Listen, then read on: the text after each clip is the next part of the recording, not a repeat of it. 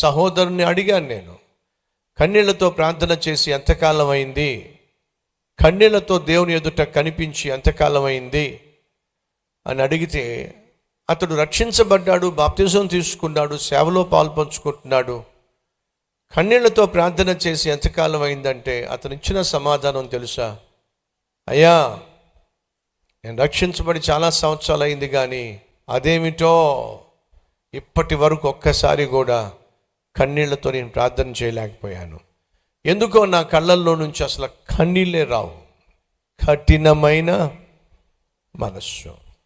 బహుశా ఇక్కడ కూర్చున్న వారిలో అటువంటి వారు ఉన్నారేమో. కఠినమైన మనస్సు, మెత్తని చేయబడని మనస్సు.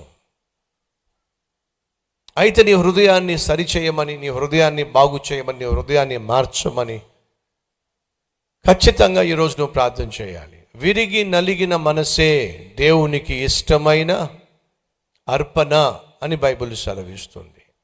విరిగి నలిగిన మనస్సు కలవారి యొద్ద ఆయన నివసించును అని బైబిల్లో ఉంది. నీ మనస్సు కఠినమైందైతే, నీ మాట తీరు కఠినమైన మాట తీరు అయినట్లయితే, ఇతరులను గాయపరిచే, ఇతరులను గుచ్చేటటువంటి మాట తీరు కానీ, ప్రవర్తన కానీ, హృదయ శైలి కానీ నీకు ఉన్నట్లయితే, నీ హృదయం మెత్తన చేయబడలేదు.